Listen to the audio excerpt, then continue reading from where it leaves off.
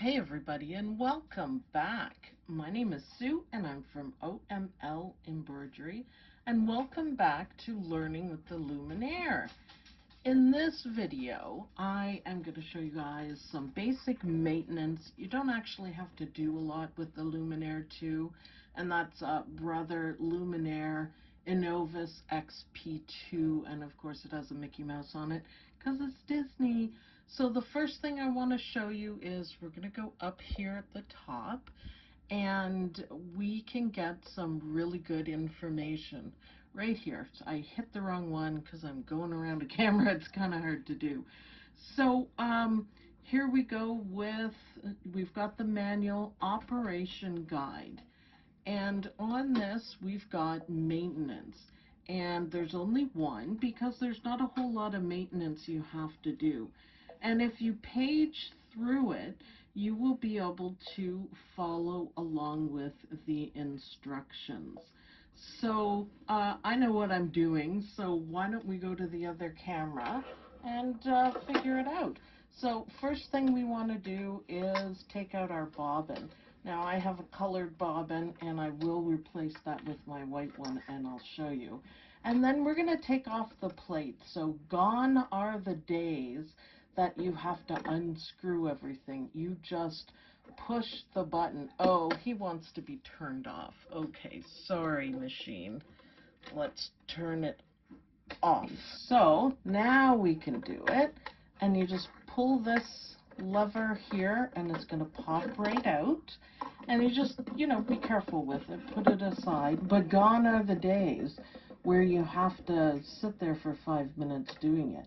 So what I'm going to do next is I am going to pull out the bobbin race. So this is where our bobbin sits on, and this is the maintenance that you need to do. So you need to clean this out as well as possible. I just did mine, so mine's not too bad, but ew, look at that, ew. And just kind of gently around in other places. So there'll be thread pieces, there'll be fluff, there'll be everything around. So give it a few minutes. Some people actually vacuum this out. I wouldn't do that personally. I think that might be too aggressive. Plus we have a Dyson, so it'll suck everything up. So no way for that. But just delicately with the brush, that should do it perfectly. And super easy. Now all of these are really important parts, so just lightly to make sure there's no fluff, and I never go down too far.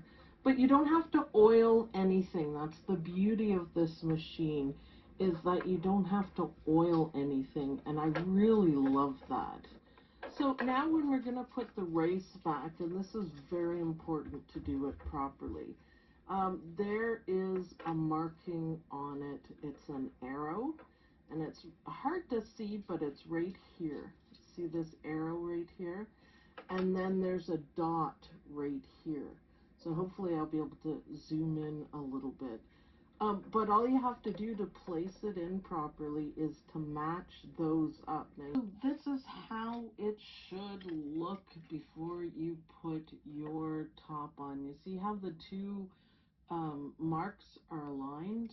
Then you just slip your plate on, and I'm very thankful that you don't have to mess around with the screws, and push it down, and it should lie flat. And then we are going to take our bobbin. Now I had a colored one in, but I am going to put the white one back in. I use pre-wound bobbins, and I get them from Super Punch. It just makes it easier for me. So what we want to do is make it in the shape of the letter P. This is an old sewer's trick to remember which way it goes. So this is the circle, and then this is the line. If you're holding it the wrong way, it's not a letter P. So it's easy to remember, and you'll never wonder again, because you'll remember it. So we are going to hook it behind right here is what I'm going for. Hook it behind there and bring it around here, and right in this part here is a cutter, and you just gently pull, And then the last piece we want to put back is our cover piece, and this is important.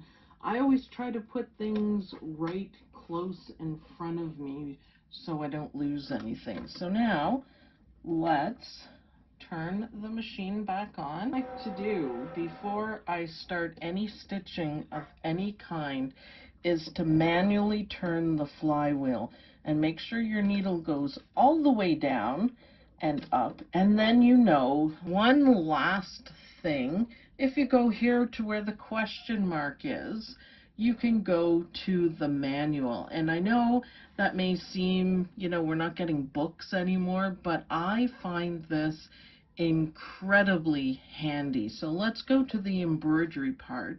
And this is the manual. Now you can flip through the pages like this if you want. Now this is a bit small for my liking. I went right to the end. There we go, right to the beginning.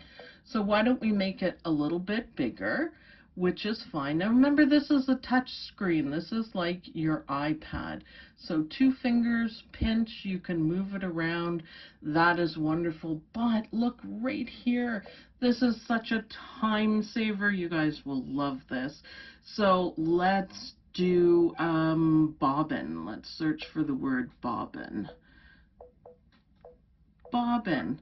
So I'm just typing it out and then click here, search, just like on your computer, and then you get all of this information. If it is too small, just make it bigger. So you have all this information at your fingertips, and I think this is the best thing that they could have done with the manual. It's right here. It's right here when you need it. If you want to look something up, you can. I always have my books put away and I just try to figure it out, and I don't have to do that anymore. So I like to zoom right in, look at the page, and you can see everything clearly. It saves on paper too, and it's awesome. But the part I like best is that it's searchable. So do some maintenance. Don't forget about your manual. It is the best place to get the information that you want.